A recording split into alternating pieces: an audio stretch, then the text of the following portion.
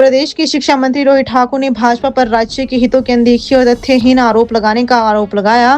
उन्होंने कहा कि भाजपा सरकार के खिलाफ चार्जशीट लाने के बजाय केंद्र सरकार को हिमाचल के वित्तीय अधिकारों में की गई कटौती पर श्वेत पत्र जारी करना चाहिए। उनका आरोप था कि केंद्र ने राजस्व घाटा अनुदान में कमी, परियोजनाओं पर कैप और ऋण सीमा में कटौती कर प्रदेश को हर वर्ष 10 से 12 हजार करोड़ रुपए का नुकसान पहुंचाया है। राम मंदिर मुद्दे पर उन्होंने कहा कि मंदिर पूरे देश की आस्था का केंद्र है और कांग्रेस इसके निर्माण का सम्मान करती है। उन्होंने कहा कि मंदिर के ताले कांग्रेस सरकार के दौरान खुले थे। शिक्षा मंत्री ने दावा किया कि वर्तमान सरकार के प्रयासों से हिमाचल की शिक्षा रैंकिंग में उल्लेखनीय सुधार हुआ है और प्रदेश राष्ट्रीय स्तर पर शीर्ष राज्य में शामिल हुआ है। जयराम जी के परामर्श के लिए तो मैं उनका धन्यवाद व्यक्त करता हूँ। और जहाँ तक मैं समझता हूँ कंट्रोवर्सी की बात है, ऐसी कोई कंट्रोवर्सी थी नहीं।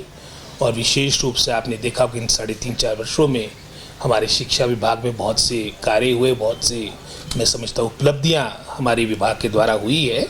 और ये ना मात्र मैं बोल रहा हूँ या प्रदेश सरकार की बात हो, आज जितने भी मैं समझता हूँ राष्ट्रीय स्तर पे जो आपके सर्वेक्षण होते हैं, सर्वेज होते हैं, चाहे आप नैस की बात करो जो जयराम जी की सरकार के कार्यकाल के दौरान जो मुझे आज परामर्श दे रहे हैं, सुझाव दे रहे हैं, वो 21वें स्थान पे थे। आज निरंतर जो हमारी सरकार ने प्रयास किए, आज हम टॉप 5 स्टेट्स में हमारी रैंकिंग है, हमारी गिनती आती है। चाहे नैस की बात हो, चाहे परफॉर्मेंस ग्रेडिंग इंडेक्स की बात हो, वहाँ पर भी हम अंतिम पायदान में थे, 18वें स्थान पे थे। वहाँ पर भी अगर हम राज्यों की बात करेंगे, हम टॉप 3 स्टेट्स में हमें मैं समझता हूँ स्थान मिला है।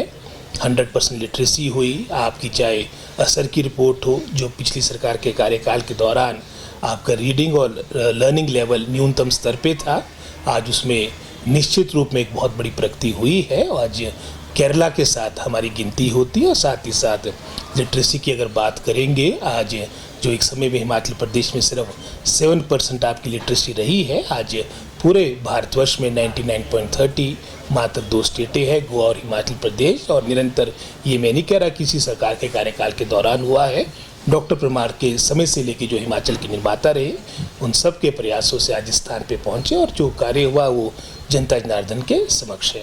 वो तो ये भी श्वेत पत्र तो जारी करे, लेकिन साथ में भाजपा के हमारे मित्र वो भी श्वेत पत्र जारी करें जो वर्तमान की आपकी एनडीए सरकार के कार्यकाल के दौरान, हमारी मोदी जी की सरकार के कार्यकाल के दौरान जो हमारी रेवेन्यू डेफिसिट ग्रांट में कटौती की गई, कटौती क्या ख़त्म ही कर दिया गया। आपकी जो एक्सटर्नली एडेड प्रोजेक्ट्स में कैप लगा दिया गया, जीएसटी कंपनसेशन पे विराम लगा दिया गया।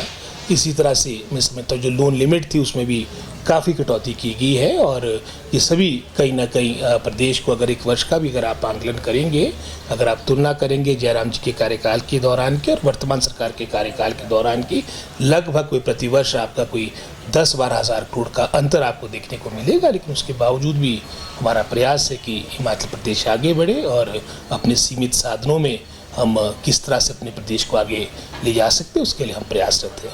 वो तो आप जानते कि अब इलेक्शन ईयर है, तो अब जब हम विपक्ष में होते थे, हम भी इस तरह की चार्जशीट बनाते थे, तो वो तथ्यों के साथ अपनी पूरी जानकारी दे। और मैं समझता हूँ बाकी तो असली जो मूल्यांकन होता है इन बातों का जनता जनार्दन करती है। और ये तो एक प्रक्रिया है, वो भी कर रहे हैं, कोई नई बात नहीं है।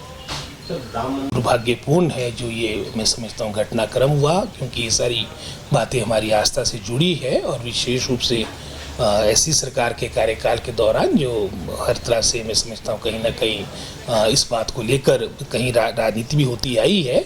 लेकिन निश्चित रूप में इसमें सख्त से सख्त कार्रवाई होनी चाहिए, ताकि जो हमारे भक्तजन है, जो हमारे इस धर्म से जुड़े हम सब लोग हैं, जो हमारा विश्वास टूटा है, वो पुनः बहाल हो।